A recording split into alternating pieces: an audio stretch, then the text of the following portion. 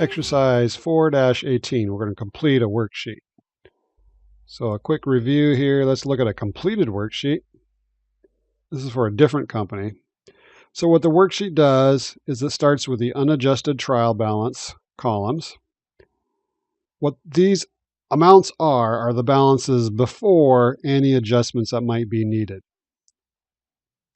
Then we have the adjustments column. The adjustments columns are just transactions, or I should say adjustments, that will increase or decrease certain accounts to correct them. For example, let's look at office supplies.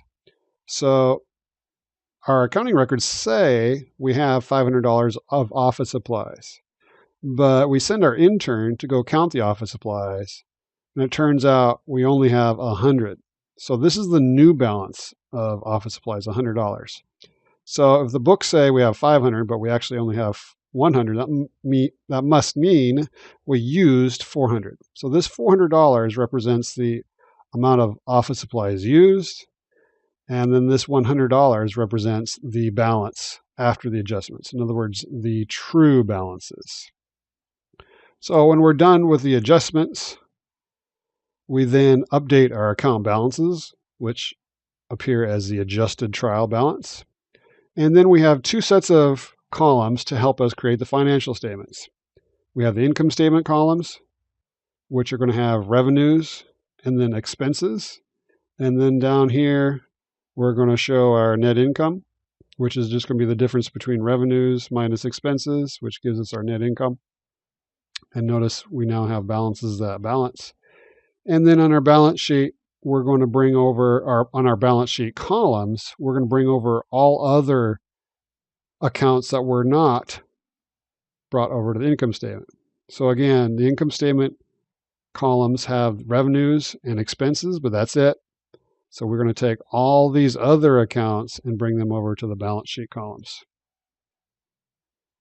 And at the bottom, we have to calculate totals, and they must balance all the way across. So that's an overview of the worksheet. So the unadjusted trial balance of VoiceLink at November 30th appear here. So here's the unadjusted trial balance. In other words, these are our balances before any adjustments at the end of the month.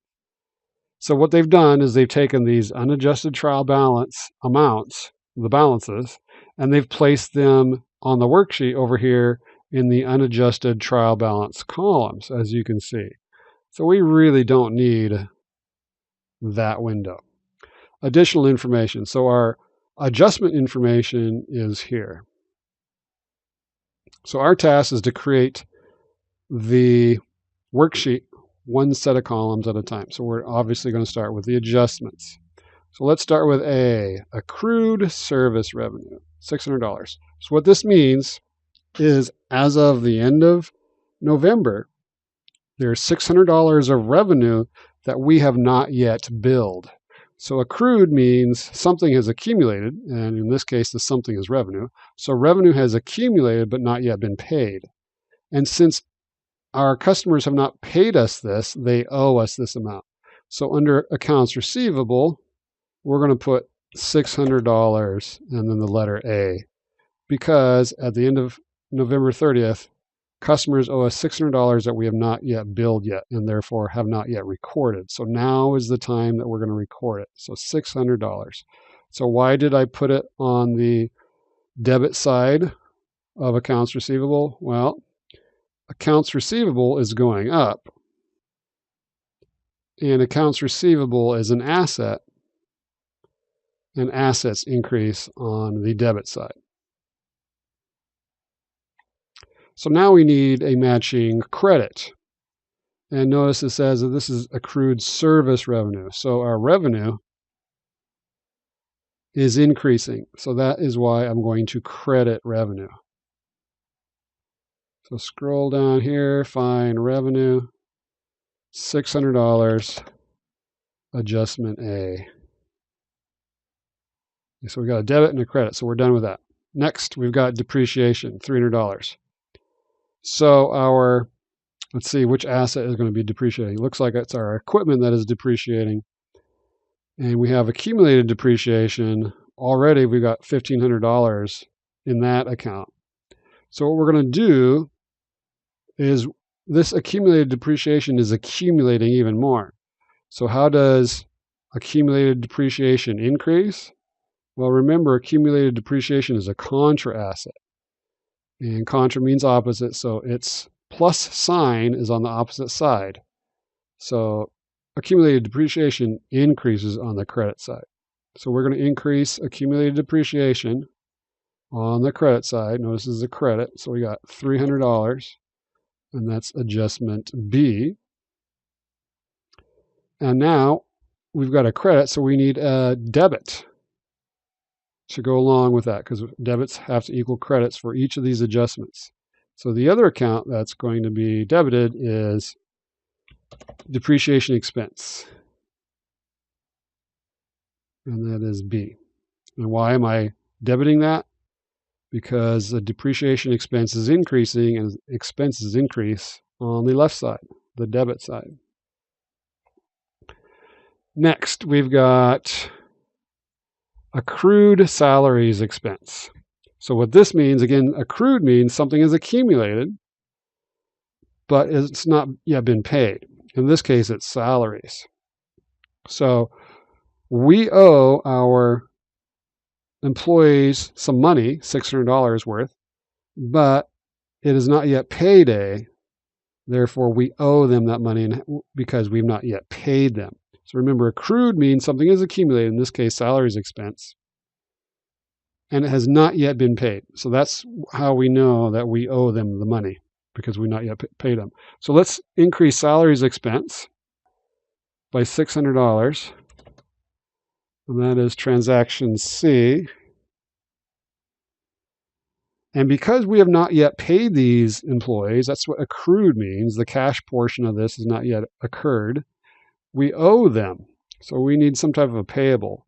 And it looks like we have salaries payable. And why am I putting this on the credit side? Because payables, we owe them more. Payables are liabilities, and liabilities increase on the credit side.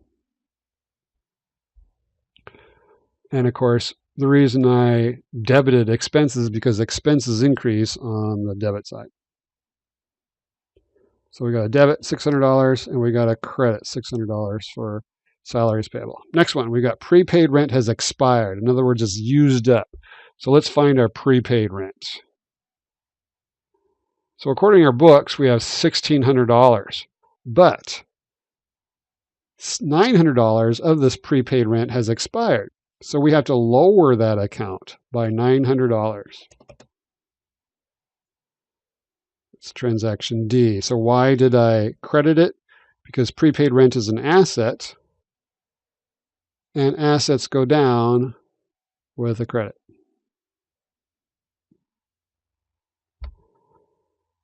So now we have to show that we have rent expense. Since it's been used up, we're going to change it from that asset, and we're going to move it over to rent expense, $900. And we're debiting it because expenses increase on the debit side. And then lastly, we got office supplies used. So remember, this adjustments, when we're talking office supplies, the adjustments is the amount that we used. So the homework could give you the amount of office supplies that we have at the end, or it could give you the amount that's used. If it gives you the amount used, we have to put it over here in the adjustments column. So how much did we use? We used up $500 worth. So we have to lower the office supplies account. And because that's an asset, assets are decreased on the credit side. So that's why I'm crediting office supplies. So the authors could have said, instead of saying $3,500 of office supplies were used, they could have said we have $3,400 left. And then we would have to do some math. We had $3,900 to go down to $3,400. That must mean we used up $500. Okay, so now we need a debit that matches this $500 credit. And the $500 represents also the amount of supplies expense. So supplies expense is just basically the amount of office supplies that were used. Cool. Now what we need to do is we need to add up our debits and we need to add up our credits and put the totals here. So it looks like we got 600 plus 300, 600, 900, and 500. That gives us 2,900. And we've got the same amount over here, 900, 500, 300, 600, and 600. That gives us $2,900. So these two totals must balance because remember, each of these transactions, I should say each of these adjustments will be a transaction. So each one has to have a debit and a matching credit that are the exact same amounts. So we no longer need this window. So now what we're going to do is we have to show our new balances after the adjustments. So we had $3,900 of cash. Cash is never adjusted. So we still have $3,900 of cash.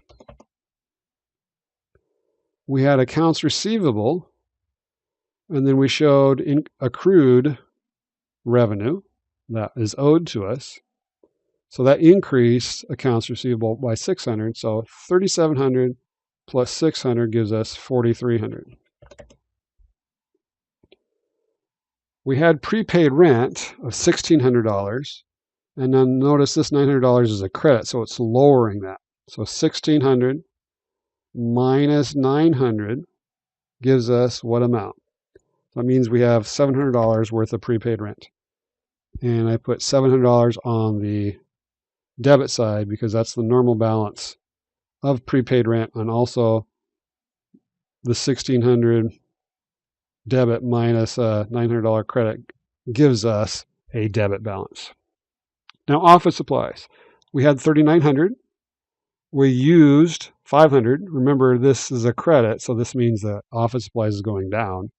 So that means we have $3,400 of office supplies. Equipment is not adjusted, so we just carry that number over. We had accumulated depreciation of $1,500. We accumulated $300 more, so that gives us $1,800. Now notice these two numbers are credits, so make sure you bring that over as a credit balance. Then we've got accounts payable. This is a credit. It was not adjusted, so bring that over as a credit. We had salaries payable. We had 0 before, and then we increased it by 600. So I'm going to copy and then paste that as a credit because this is a credit. We had capital, $36,400. It is not adjusted, so bring that credit over. Now we've got $2,400 of draws. Now remember, draws, this is a debit, so bring that over as a debit. And I'm bringing it over and not adjusting it because there were no adjustments to draws. Then we've got service revenue, a credit balance, and we credited it $600 more. So we're going to take 600 plus 8,600 gives us a $9,200 balance. And remember, revenue, these are credits, so bring it over as a credit. Depreciation expense. This $300, notice, is a debit, and there was no previous depreciation expense, so we're just going to bring it over, $300 as a debit. Salary expense, we had $2,000 previously. We have $600 more, so that gives us a $2,600 debit balance. Again, expenses have a debit balance, so that's why I'm putting it in the debit column. Rent expense, $900. There was nothing before, so bring that over as a debit since it's an expense. We had $700 utilities expense. We did not adjust it, so that gives us $700 balance. And then we had $500 supply expense, nothing before that. So that gives us a $500 balance. Now we're going to add up our debits. Let me double check these really quick, make sure they're correct.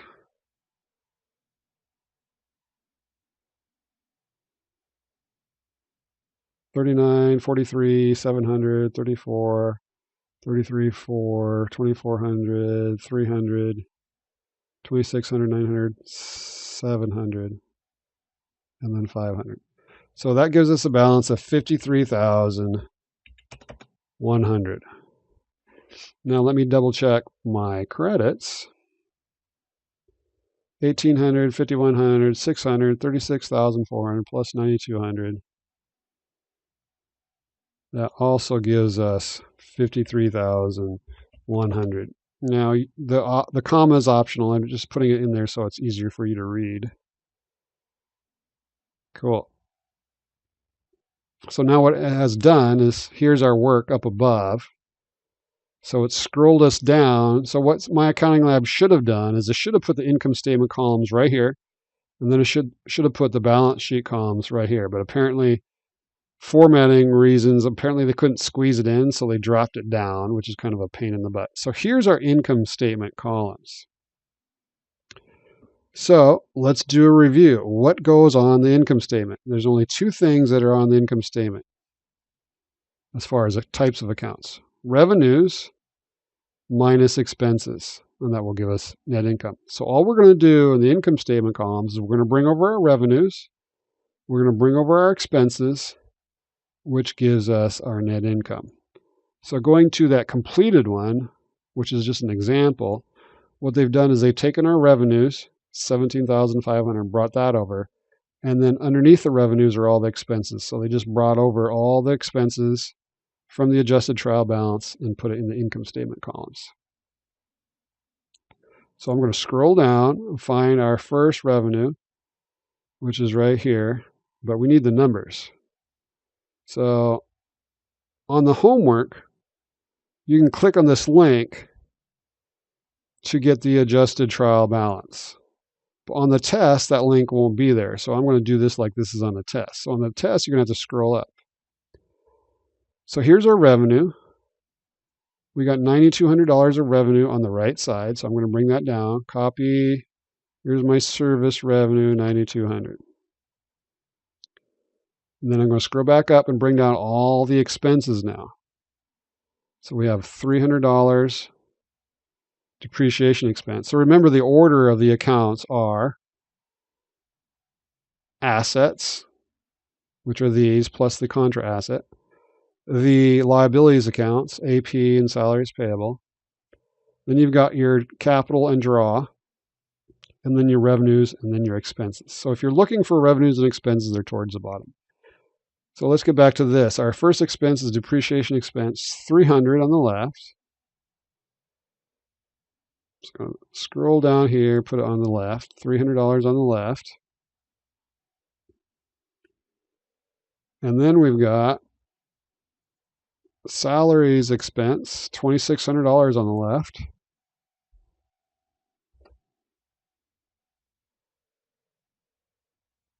Then we've got the rest, the following, the remaining ones are $900, $700, and $500. So 900, arrow down, 700, arrow down, 500. All right. So now we need to do, notice there's a line. Let me click here. So notice there's a line right here and right here. That means we need to do a subtotal. So we add up all the revenues, and there's only $9,200 of them.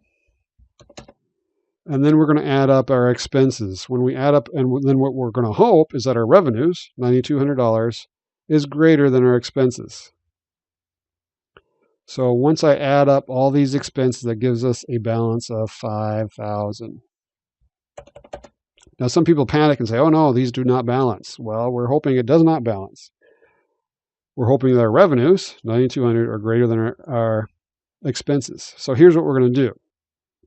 You're going to calculate your net income. So we're just going to take $9,200 minus 5,000 gives us 4,200. And this time, we're going to put the balance on the side that will make it balance. In other words, the smaller side. So $4,200 in net income, we put it on the smaller side just to make everything balance. And now we add them up. 5,000 plus 4,200 gives us 9,200 on the left. And we've got the same amount on the right.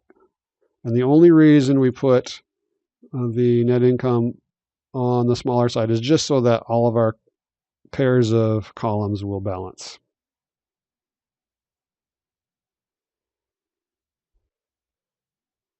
So now, let's get back to our sample worksheet. So what we do now is, remember, on the income statement columns, we just brought over the revenues and expenses. So for the balance sheet columns, we just bring over everything else. So remember, these adjusted trial balance accounts, they have to go on either the income statement or the balance sheet columns. They cannot go on both. So we're going to bring over the rest. And again, you can click here to see all the other balances. But on the test, you'll have to scroll up. So I'm just going to do this like a test. So we got $3,900 cash on the left. $3,900 cash on the left. I'm going to scroll up. Next is AR. $4,300 on the left. I'm going to paste it, $4,300 on the left. Now in the real world, you just do this as an Excel spreadsheet, and you just have simple formulas. So it would do all the work or most of the work for you. Then we've got prepaid rent. Prepaid rent is $700. And then for office supplies, we've got $3,400 on the left. And then for equipment, I think it was $33,400 on the left. And then accumulated depreciation was $1,800 on the right.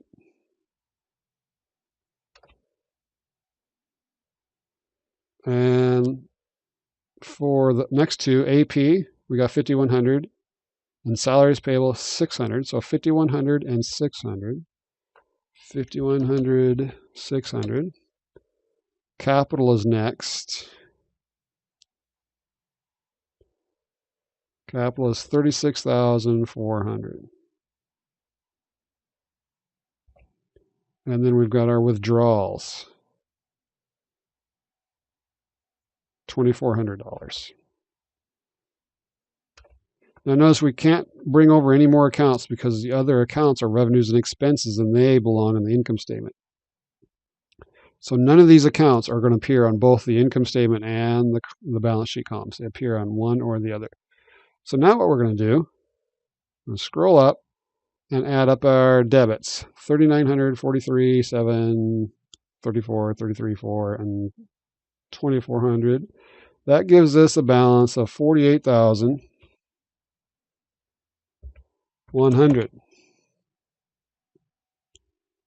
And then we're going to add up our credits. We got $1,800, $5,100, $600, $36,400. That gives us $43,900.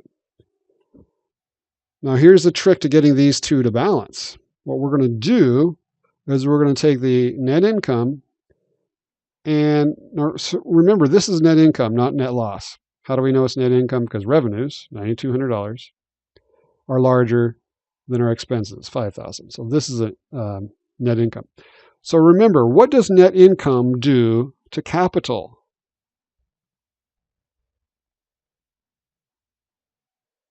Net income increases capital. So which side is the increase side of capital? Increase side of capital is on the right side. So we're going to take this net income, $4,200, and we're going to put it on the credit side because net income increases capital. So what you're going to do, once you do enough of these balance sheets, you're going to find out that wherever you put the net income over in the income statement columns, it goes in the opposite columns for the balance sheet. So now we're going to add these up. So 48,100 plus 0 gives us 48,100. 43,900 plus 4,200 gives us 48,100. Again, I put the net income for the balance sheet, I put the net income on the credit side because net income increases capital and capital increases on the credit side. Well done. And then the last thing they're asking you, net income for November was what? Well, it's right here, $4,200.